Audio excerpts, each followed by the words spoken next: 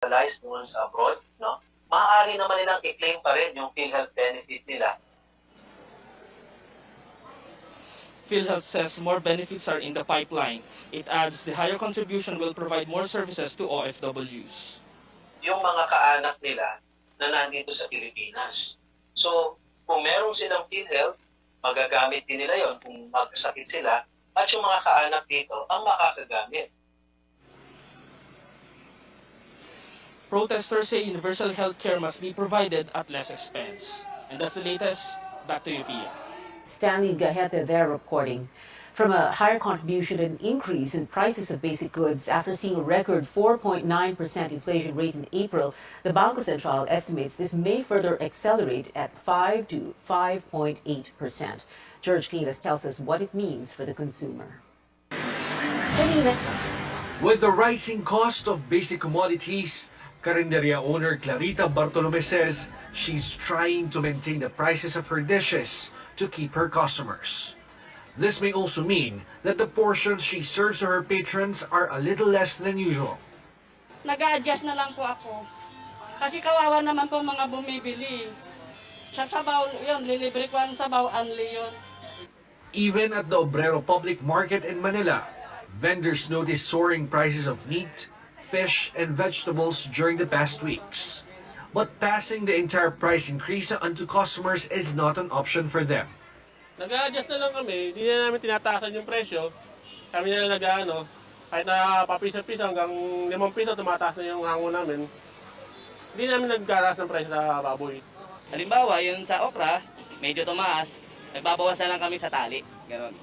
Sa mga talong, ganon din. Parehas pa rin yung mga presyo, nagbabawas lang pag mahal. Based on the projection of the Bangko Sentral, the inflation rate last month may settle at 5 to 5.8%, despite lower electricity rates in Meralco-serviced areas and decline in prices of rice and LPG. The BSP says the increase in domestic petroleum prices and key food items, as well as peso depreciation, are affecting the inflation. Tipid-tipid muna, bawas sa gastos. Yung mga hindi kailangan bilhin, wag mo nang bilhin. The BSP says it will find ways to ensure stability in prices of basic goods. But for now, the consumers need to bear the brunt of escalating prices in their daily lives. George Cahiles, CNN Philippines. Amid the rising prices of goods, the Agriculture Department again warns there could be a food shortage, but some farmers dispute the agency's claim. Senior correspondent Lois Calderon reports. Duterte's outgoing agriculture minister again sounds the alarm about a looming food crisis as he makes the case for the next Congress to boost the agency's coffers. In no other time than in the last 2 years of crisis, have we seen food security more intertwined with national security, with straightforward cause and effect. Mistakes in policy direction and delays in action could be catastrophic. In agriculture, we have reiterated how strapped our budget remains. Kaunti po, ang agrikultura ay napabayaan all these years, 30 years. How bad could a food shortage be? We take stock of the inventory and forecast harvest. The Philippines rice buffer is actually good for 3 months. That's according to the Agriculture Department. But it hopes to harvest up to 20 million metric tons of grain this year and import as much as 1.8 million metric tons. That will boost rice efficiency from the 92% last recorded in 2021. Hopefully, this wet season will produce more, barring typhoons. Hopefully, we could hit 20 million metric tons of palay this year. Hog production is forecast at 11 million as towns infested with the African swine flu are down to 12 barangays. Containing the virus is a work in progress since 2019. Kulang pa po tayo ng baboy because of the African swine fever, but our repopulation efforts are slowly gaining ground. Vegetable farmers tell a different narrative. In the Cordilleras, farmers produce as much as 1.7 million kilos a day, matching last year's harvest. That, even as producing them have become more expensive given higher fertilizer and fuel cost. Marami pa rin po tayong supply and in fact may mga hindi pa rin po nabibili na pinapamigay namin sa mga relief operations. As far as the vegetables are concerned, wala po kaming nakikita na magiging shortage. Pagtitipirin po kasi nila yung commercial na fertilizer po noon, hindi po siya masyadong compact, yung mga dahon ng mga repolyo, pero di pa rin. In Benguet, this farmer was forced to sell his carrot harvest at an extremely low price of 10 pesos per kilo. Others say some are even selling cabbage at 6 pesos per kilo. There's an indication na sobra ang carrots ngayon from the looks of the landscape and as the price shows ay wala pa tayo nakikita na shortage ng highland vegetables. With supply outpacing demand, farmers say they are selling at a loss. The Agriculture Department is asking Congress to triple its budget for 2023. If a food crisis is indeed in the horizon, farmers want to see the next agriculture minister put the money where the mouth is. Lois Calderon, CNN, Philippines. Welcome news, meanwhile, for millions of senior citizens as a proposal to increase the social pension of indigents hurdles Congress. The measure now only needs the go signal of President Duterte. Chrissy Matulak tells us how the elderly feel about this. Every day, 74-year-old Linda Madrid wakes up with her daughter at 6 in the morning. They begin their rounds collecting scraps and plastic bottles. They sell them to junk shops and earn from 200 to 300 pesos a day. Madrid admits they are not enough for their daily expenses. But there is hope yet. A measure seeking to increase the monthly social pension for indigent senior citizens like Madrid to 1,000 pesos now only needs the approval of President Rodrigo Duterte. The measure is eyed for implementation next year. Maganda yan, ma'am. Nagpapasalamat ako sa Diyos. Araw-araw na lang kami nangalakal. Aabutan ba kaming ulan-init?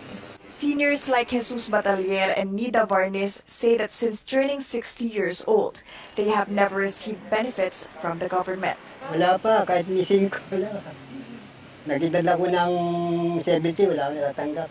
Malaking bagay, ma'am. Kasi ano na yun eh, lalo ako, biyudo na, wala na asawa. Pero may isa akong anak. Ako lang nagbubuhay. Oo, 63 pa lang ako, na ako sa munisipyo. Pero yung ano na yan, hindi ako nakakakuha ng pensyon na yan.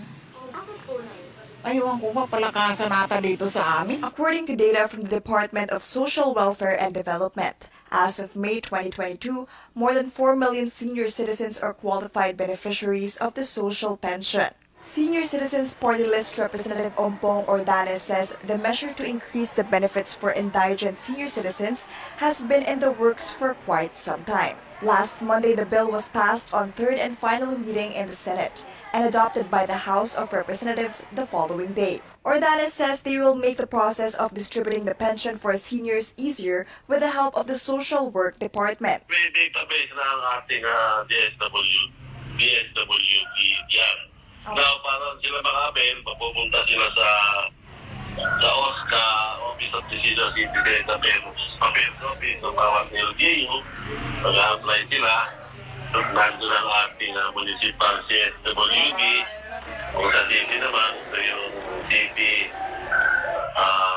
CSWD officer. For Linda, Jesus, and Nida, the amount will go a long way as they deal with their mounting daily expenses. Chrissy Matulak, CNN Philippines. More stories ahead. A foreign cargo vessel facing complaints over a collision in Palawan on Saturday that left 7 Filipino fishermen missing. And are we still seeing a fight for the Senate presidency? Senator Migsubili may be headed to the top Senate post, with Senator Cynthia Villar now out of the race. Details when we return here on Newsnight. SM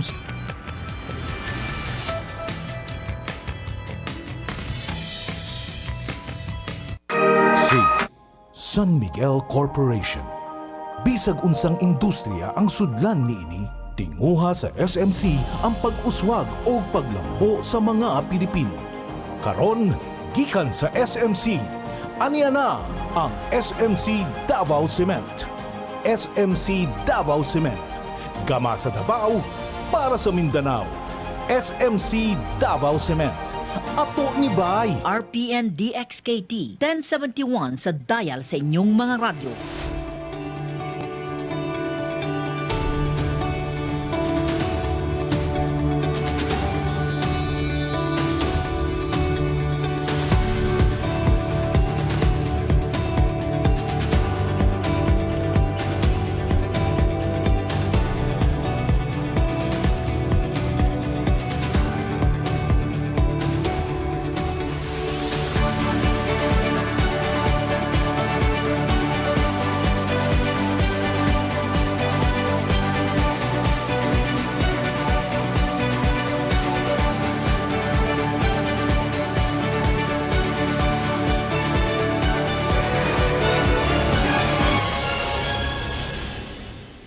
This is Newsnight here on CNN Philippines. Authorities have filed charges against crew members of a foreign cargo vessel involved in the Palawan collision over the weekend. Paige Javier reports the Coast Guard is shifting the focus of its operations as the search continues for the 7 missing Filipino fishermen.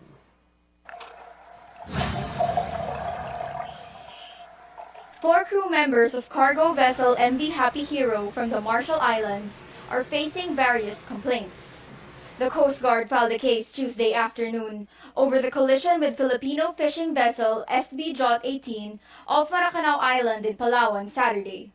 The Coast Guard filed the case to the master and the officers of MV Happy Hero at ang TK Prosecutor's Office. Kahapon po yun ng alas 4 ng hapon. Ang charges na ibinigay nila sa kanila is reckless imprudence, resulting to multiple homicide and serious physical injuries and damage to properties. Facing charges are the captain of the ship, who is a Croatian, the second mate, who is Romanian, and 2 Filipino officers. The Coast Guard says among the grounds for the case are the scratches and damage they found on MV Happy Hero during an underwater inspection. Based on the initial investigation, the Filipino fishing vessel was anchored during the incident. So yung missing na anchor, di may problema sila, nandun sila. Base sa informasyon, natutulog nga yung mga crew eh. So may nakakita na parating yung barko na malaki.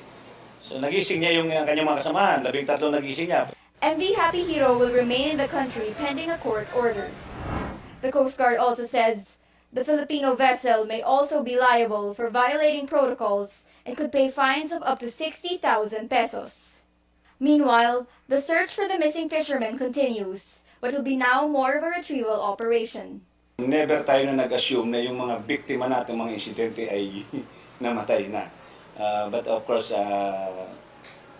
because of the recent development and na-cover na naman natin, we have done so much.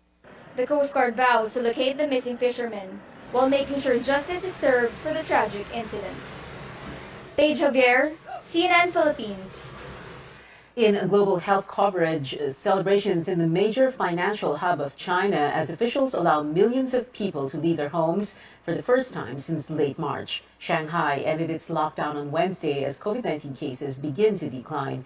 Businesses no longer need the so-called whitelist approval for on-site employees, but workers will still be required to present negative COVID-19 tests.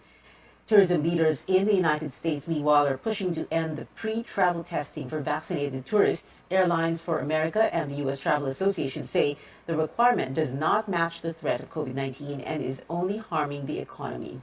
A looming monkeypox outbreak in more countries. The World Health Organization reports more than 550 cases in 30 nations. It says this is the first time monkeypox has spread this fast, but the WHO is, quote, not concerned about a global pandemic for now.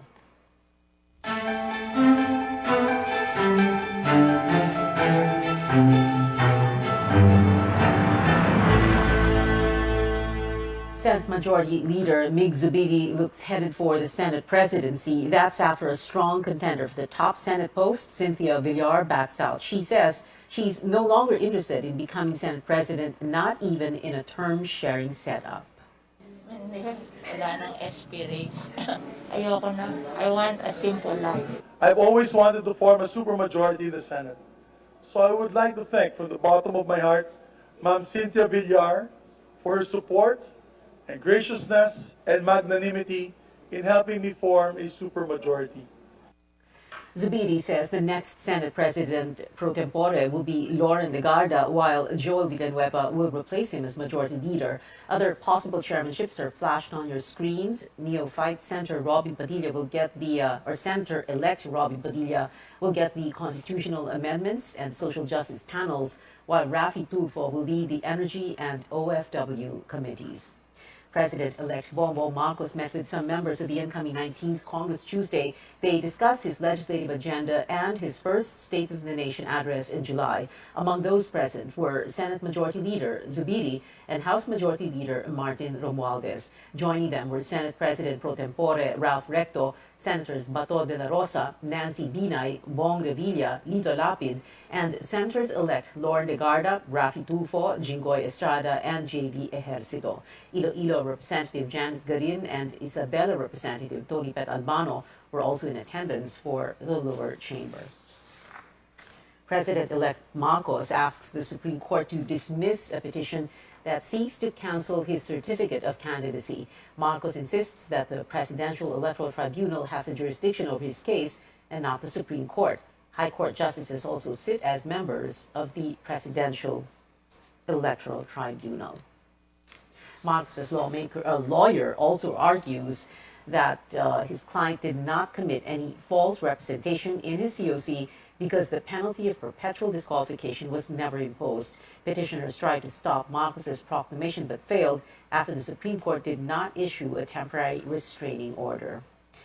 Incoming Press Secretary Trixie Cruz Angeles is looking to push for the accreditation of vloggers in media briefings. She says she wants to invite vloggers to some briefings, especially those conducted by President-elect Marcos himself. Cruz Angeles herself is a lawyer turned vlogger. Yun pa lang po, yun ang isa sa aming na-formulate na priority for the incoming PCOO. We're also looking at things like opening up discourse and looking at issues of disinformation that seem to be a hot button topic nowadays. The 7-year terms of some of the last appointees during the Duterte administration will be cut short. That's after the Commission on Appointments did not act on their confirmation. As Melissa Lopez tells us, this will pave the way for President-elect Marcos to make fresh appointments once he assumes office. The Commission on Audit, a Civil Service Commission, and Commission on Elections are left without leaders on President Rodrigo Duterte's last month in office. The Commission on Appointments has bypassed the appointments of COA Chairman Rizalina Hustol, CSE Chairman Carlo Nograles, COMELEC Chairman Saidamen Pangarungan, and Commissioners George Garcia and Amy Neri after failing to reach a quorum. They weren't even invited to the Senate Session Hall for the third and last hearing on their posts. Senator Cynthia Villar says only 8 lawmakers showed up against a 9-member quorum. This means it's their last week in office as they were not confirmed by the CA just before the 18th Congress adjourned. The reason? Senator Mig Zubiri says it's better to give President-elect Bongbong Marcos a chance to appoint leaders of constitutional bodies. This is a political body. We know that there is a request also from the new administration to give them that courtesy. Pangarungan, Garcia, and Neri played key roles in the May 9 polls, where Zubiri won a fresh Senate term. Senator Coco Pimentel argues Marcos can still fill future vacancies in the constitutional bodies. The appointees are independent, so who appoints them should not really be a big issue.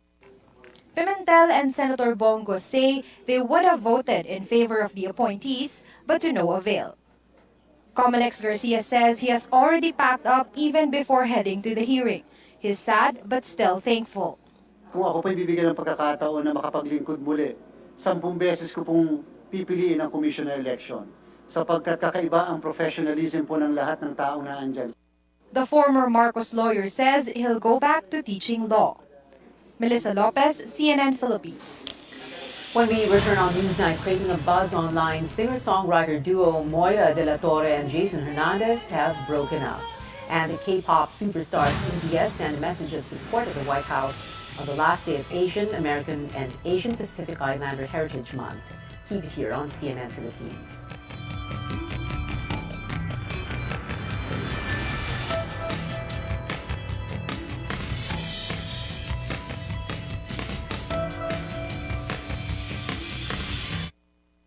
SMC, San Miguel Corporation. Bisag unsang industriya ang sudlan niini, tinguha sa SMC ang pag-uswag o paglambo sa mga Pilipino. Karon, gikan sa SMC, aniya na ang SMC Davao Cement. SMC Davao Cement. Gama sa Davao, para sa Mindanao. SMC Davao Cement. Ato ni Bay. RPN DXKT 1071 sa dial sa inyong mga radyo.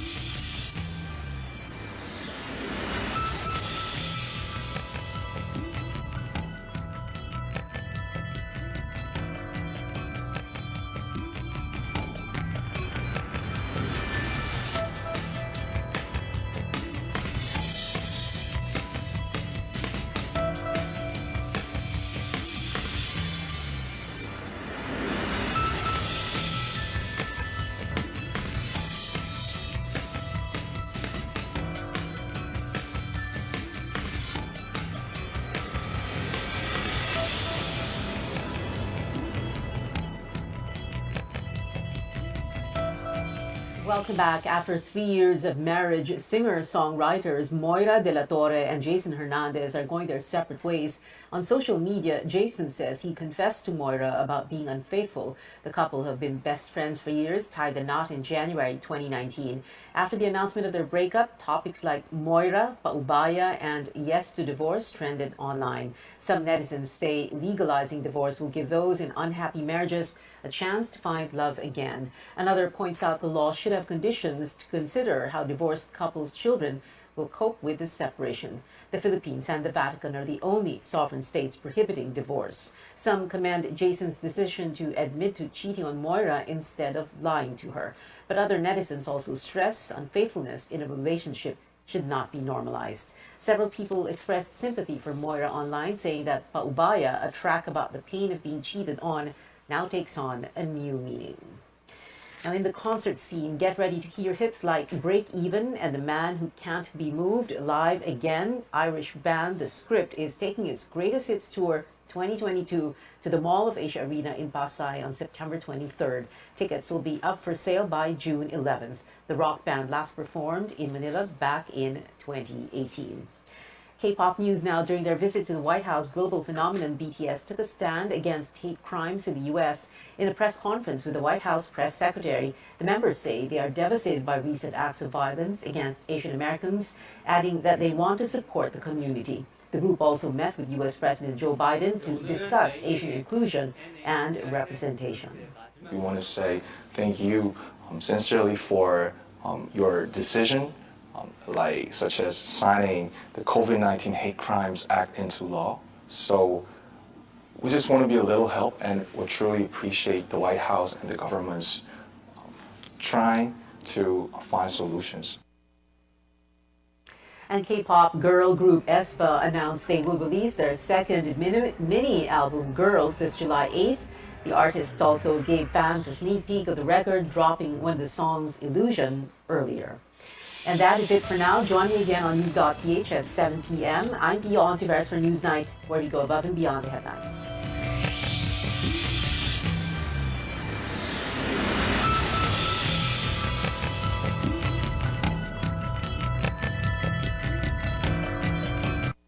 This program is brought to you by